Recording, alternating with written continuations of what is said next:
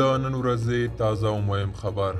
طالبانو د سږني کانکور امتحان په اړه ویلي چې نجونې د انجینري په ګډون ځینې څانګې نشي انتخابولی. سلام، وخت په خیر. که غواړئ پوه شئ ویډیو تر پایه وګورئ او که تر اوسه پورې مو وطن میډیا یوټیوب چینل نه وي سبسکرایب کړی هم دا اوس یې سبسکرایب کړئ تر څو نوي او تازه معلومات تر تاسو در ورسیږي. د طالبانو حکومت د لوړو زده کړو وزارت ویلي چې په سږني کانکور ازموینه کې افغان نجونې ځینې څانګې نشي انتخابولی. که څه هم 2 ورځې وړاندې د دغه وزارت ویان احمد تقي دا راپورونه رد کړي وو، خو نن د کانکور ازموینې د انتخاب په پاڼو کې لیدل شوي چې له افغان نجونو څخه د انجینري په ګډون د ځینو څانګو د انتخاب حق اخیستل شوی دی.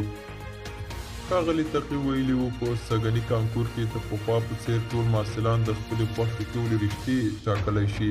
په ورته وخت کې د طالبانو د کانکور ازموینو مشر عبدالقدیر خموش ویلي چې له 3-4 څانګو پرته په نورو ټولو څانګو کې نجونې د خپلې خوښې پوهنځي ټاکلی شي. د خموش په وینا د کرنې ځینې رشتې، ویترنري، انجینري کې ساختماني برخه، قانونو څانګه هغه برخې دي چې په ځینو سیمو کې نجونې ورته انتخاب نشي کولی.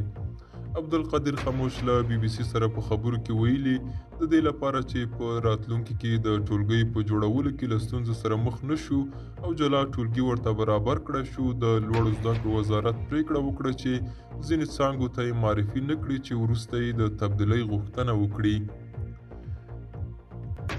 بلخوا یو شمېر زده کوونکو په ډېرې ناهیلۍ سره رسنیو ته ویلي چې سږ له دوی څخه د خپلې خوښې د انتخاب حق اخیستل شوی دی.